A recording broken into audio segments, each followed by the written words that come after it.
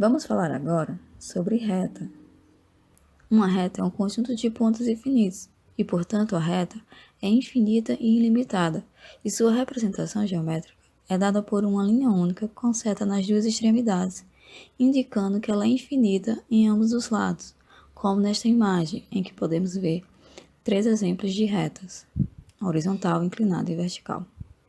Uma reta pode ser representada através de equações, como a equação reduzida, que diz que y é igual a m vezes x mais n, onde y e x são as coordenadas de um ponto qualquer da reta, enquanto que m é o coeficiente angular e n é o coeficiente linear. Deixando um dos membros da equação reduzida igual a zero, chegamos na seguinte equação: y menos mx menos n igual a zero. Essa é a representação da equação geral da reta. Para ser mais específico, é um caso particular da equação geral, em que o número que multiplica a variável y é o número 1. Podemos escrever a equação geral da reta de uma forma mais genérica, da seguinte forma: ax mais by mais c igual a zero, onde y e x são coordenadas de um ponto qualquer da reta. Tanto a equação 2 quanto a equação 3, elas representam a equação geral da reta. Assim, analisando essas duas equações, podemos concluir que, na equação geral, o coeficiente angular m é igual a menos a sobre b e o coeficiente linear n é igual a menos c sobre b. O coeficiente angular da reta, ele representa a inclinação da reta com relação ao eixo x. Na figura ao lado, podemos verificar a reta que passa pelo ponto A e o ponto B. As coordenadas do ponto A são xa e ya, e as coordenadas do ponto B são xb e yb. Com a diferença dessas coordenadas, podemos montar o triângulo amarelo. O ângulo formado entre a reta que passa por A e B e a horizontal é o ângulo alfa.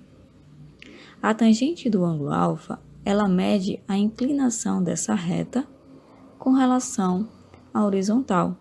Portanto, m, que é o coeficiente angular, é igual à tangente de alfa. A tangente de alfa é uma relação entre os lados do triângulo amarelo.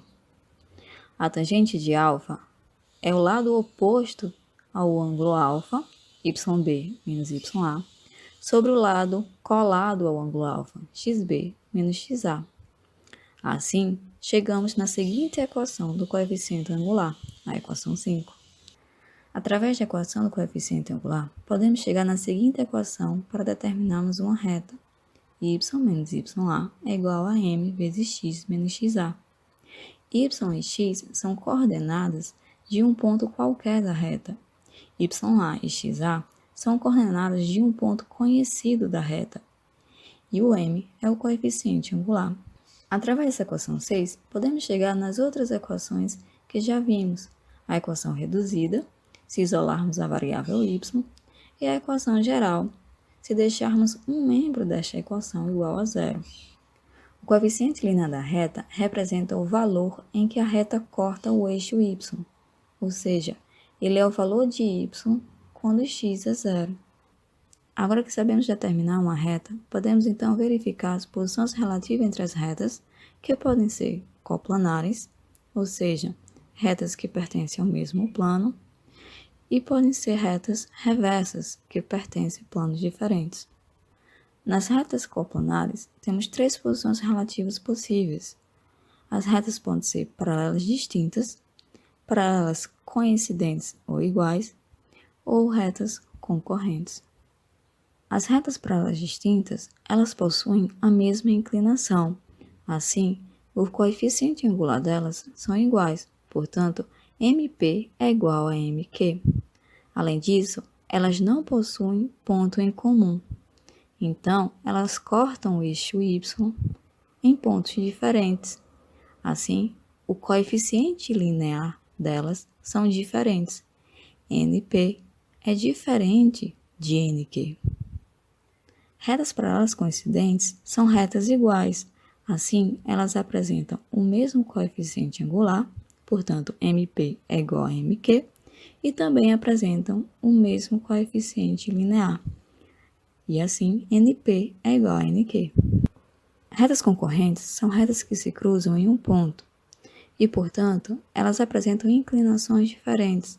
Assim, o coeficiente angular delas são diferentes. MP é diferente de MQ. Um caso particular das retas concorrentes são as retas perpendiculares. As retas perpendiculares são retas que, ao se cruzarem, formam um ângulo de 90 graus, e o produto dos seus coeficientes angulares é igual a -1. Assim, MP vezes MQ é igual a -1. A solução do sistema linear com n equações representa a intersecção entre as n retas que são representadas pelas equações.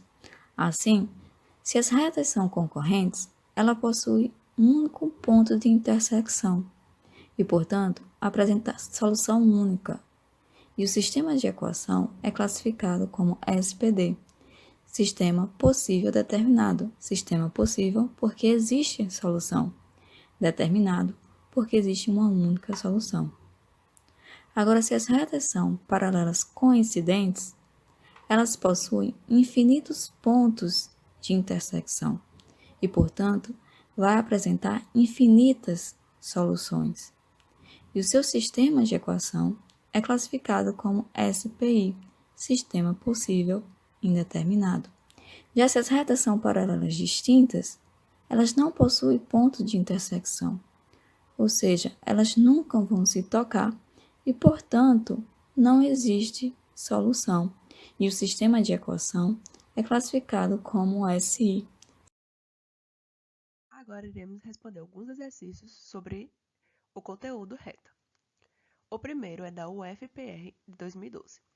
Na figura abaixo estão representados em um sistema cartesiano de coordenadas um quadrado cinza de área de 4 unidades, um quadrado rachurado de área 9 unidades e uma reta R que passa por uma vértice de cada quadrado. Nestas condições, a equação da reta R é ax menos 2y igual a menos 4, b 4x menos 9y igual a 0, c 2x mais 3y igual a menos 1, d x mais y igual a 3 ou e 2x menos y igual a 3. Bom, para realizar essa questão, iremos analisar primeiramente o gráfico. Como ele diz na questão, a medida do quadrado cinza é 4 partes e a do rachurado é 9 partes. Colocamos isso no... Colocamos números nesse gráfico. Podemos perceber cada dimensão. Quadrado A de 0 a 2, que é de 0 a 2 de um lado, e 0 a 2 é a altura. Quando fazemos a área, vai dar 4. Da mesma forma, o quadrado rachurado. Dessa forma, iremos achar o coeficiente angular da reta. Lembrando que a fórmula do coeficiente é y2 menos y1 sobre x2 menos x1. Quando colocamos esses valores que a gente está vendo no gráfico, ficará m vai ser igual a 3 menos 2 sobre 2 menos 0. Então, o m será igual a 1 sobre 2. Para encontrar o coeficiente linear, é só colocar na fórmula da reta.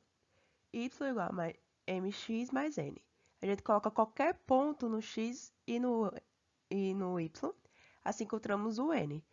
O n que a gente encontra é de valor 2. E colocamos o valor do ângulo do coeficiente angular e do coeficiente linear na reta, vai ficar y igual a 1 sobre 2x mais 2, que é o valor do n, do coeficiente linear. Dessa forma, a gente simplificando vai ficar igual a x menos 2y igual a menos 4. Assim, a gente acha a resolução da questão, que vai dar a letra A. Bom, no exercício número 2, é do Enem de 2017. Em um mês, uma loja de eletrônicos começa a obter lucro já na primeira semana. O gráfico representa o lucro, L, dessa loja desde o início do mês até o dia 20. Mas esse comportamento se estende até o último dia, o dia 30. A representação algébrica do lucro L em função do tempo T é A. L vai ser igual a 20T mais 3.000. B. L vai ser igual a 20T mais 4.000. C. L vai ser igual a 200T.